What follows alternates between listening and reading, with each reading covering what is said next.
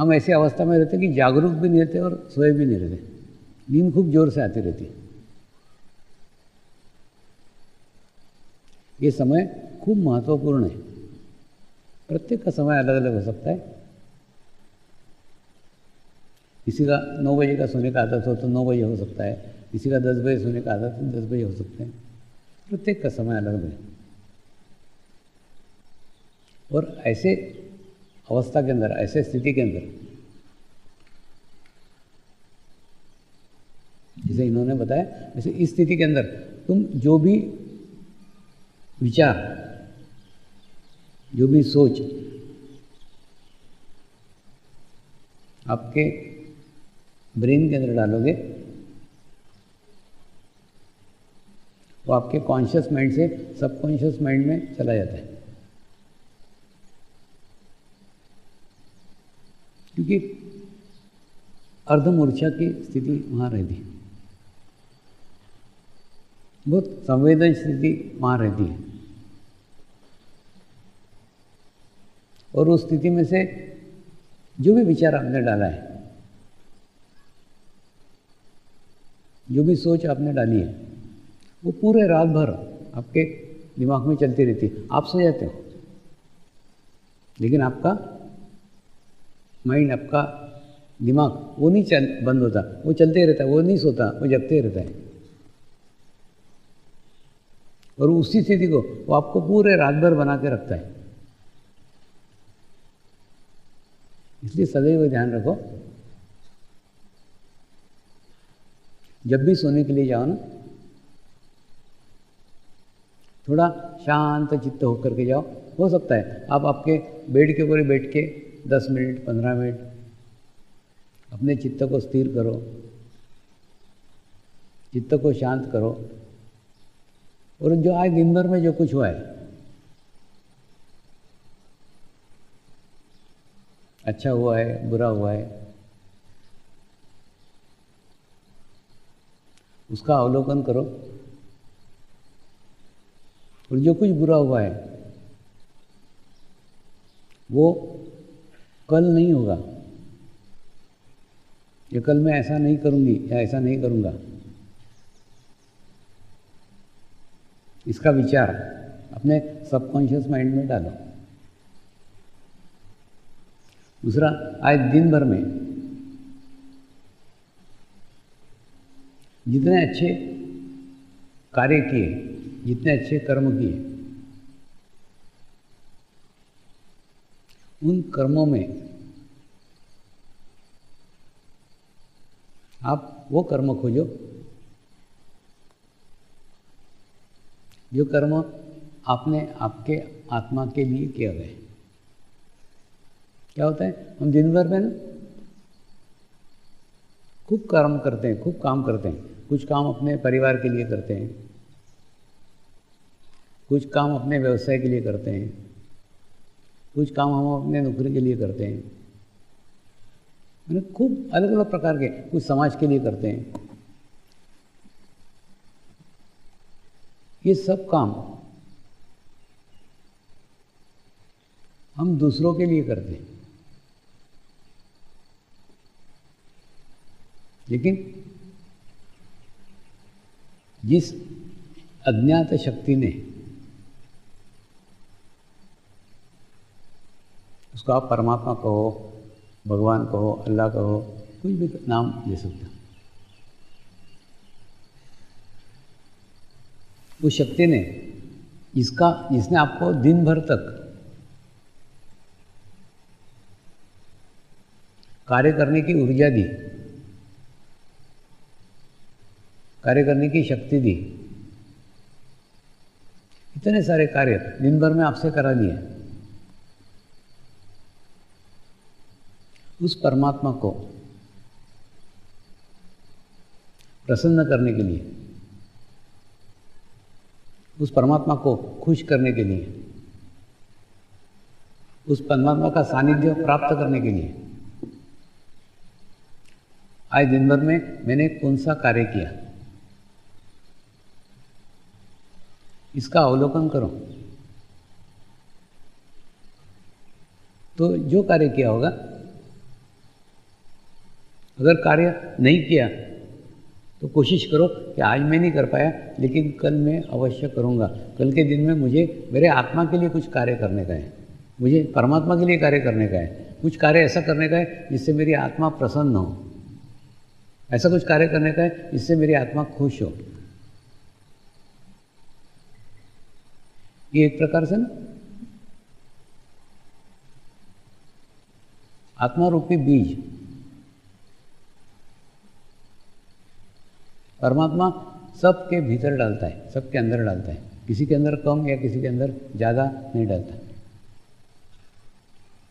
समान रूप से एक जैसा। परमात्मा की विशेषता है जो कुछ देता है ना समान रूप से देता है, एक जैसा देता है। अलग अलग जाति के अलग अलग धर्मों के लोगों को अलग अलग देता है ऐसे नहीं, सबको एक जैसा देता है।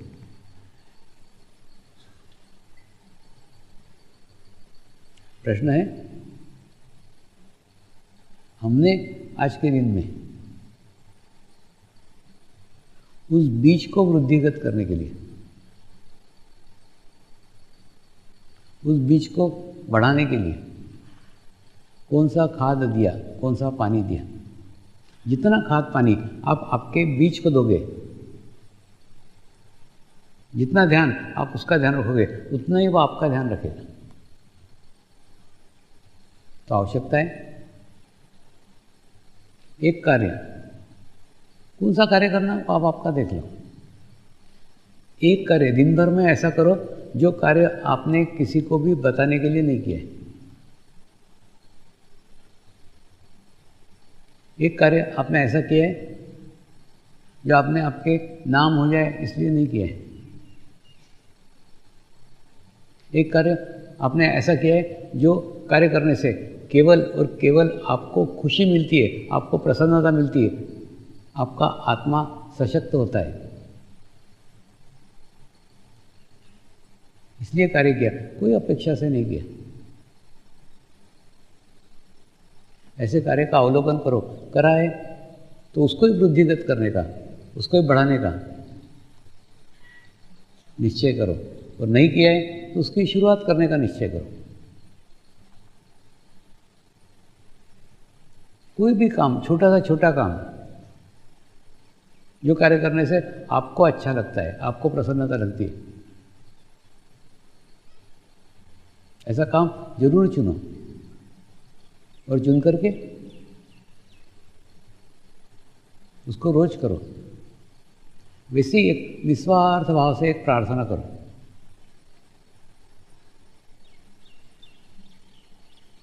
जब भी कभी हम परमात्मा को प्रार्थना करते हैं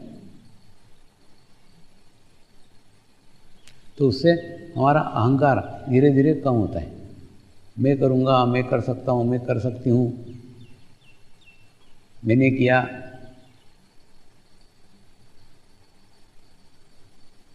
ये सब धीरे धीरे समाप्त होता है। जहाँ प्रयत्न समाप्त होते हैं वहाँ प्रार्थना का जन्म होता है। तो आप प्रार्थना कर करके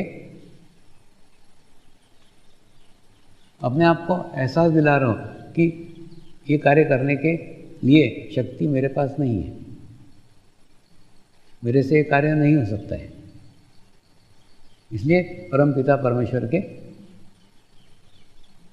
सानिध्य में जा रहा हूँ,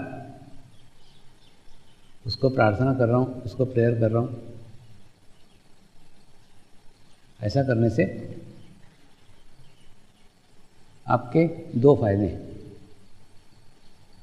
एक फायदा है आपका अहंकार कम होता है, दूसरा फायदा है आपका चित्त शुद्ध होता है। चित्त जितना शुद्ध होगा, चित्त जितना पवित्र होगा, उतना वो सशक्त होते जाएगा। आवश्यकता है उसको शुद्ध करने की, आवश्यकता है उसको पवित्र करने की। इसलिए ये रात्रि का समय है, जब आप सोने जाते हैं खूब संतुलित होकर के, बैलेंस होकर के एक आधा घंटा शांत चित्त होकर बैठो उसके बाद में फिर सोने के लिए जाओ। बराबर आपने जो आपके सबकॉन्शियस माइंड में विचार डाले हुए हैं, वो विचार, वह स्थिति आपको रात भर व्यवस्था देगी, उसी अवस्था में आपको रखेगी। और जब सुबह उठने के बराबर सर्वप्रथम परमात्मा को धन्यवाद दो, परमात्मा का आभार व्यक्त करो कि उसने आज का सूरज, आज का दिन मुझे देखने का नसीब दिया। उसके कृपा में कई लोग ऐसे हैं दुनिया में जो आज का सूरज नहीं देख पाते। तो मैं कितना भाग्यशाली हूँ जिसने मैंने आज का सूरज देखा, आज का दिन देखा। और आज के दिन ये मेरे दिन का, मेरे जीवन का यह अंतिम दिन है, ये सोच करके आप दिन को बिताओ, तो आप देखोगे आपके हाथ से कोई बुरे कर्म घटित नहीं होंगे। क्यों? क्योंकि आपको लगेगा अरे जीवन तो क्षण भंगुर है, आज का ही दिन मेरे पास में, क्यों बुरा काम करते हुए जाऊँ, क्यों बुरे कर्म बांध के हुए जाऊँ। और उसके बाद में अच्छे कर्म करोगे, वो अच्छे कर्म तुम परमात्मा को समर्पित कर दोगे। वो कर्म लेकर के क्यों रहूं कि वो मुझे दूसरा जन्म लेने के लिए निमित्त बने। तो ऐसे करके आपका ये रात का समय और आपका सुबह का समय, दोनों समय अति महत्वपूर्ण है। इसलिए हड़बड़ या खराब स्थिति में मत सोने के लिए आओ। ऐसा कुछ है कि थोड़ी देर अपने आप को शांत करो, चित्त को शांत करो, फिर सोने के लिए आओ। दूसरा, ऐसे हड़बड़ में उठो भी मत, शांत चित्त होकर बैठो, 5-10 मिनट बिस्तर पे ही बैठो। अपने यहाँ है ना पद्धति करने का, कराग्रे वसते लक्ष्मी, कर मध्य सरस्वती, कर्मले तो गोविंदम प्रभाते कर दर्शन, प्रार्थना, प्रेयर, अपने हाथों की तरफ देखना। ये जैसे हम हमारे हाथ की तरफ देखते हैं ना, हमारा चित्त हमारे सहस्त्रार के ऊपर चला जाता है। तो ऑटोमेटिकली एक बैलेंस स्थिति, एक शांत स्थिति में हमारे दिन का प्रारंभ होता है। ऐसा प्रारंभ प्रत्येक व्यक्ति करे। नमस्कार।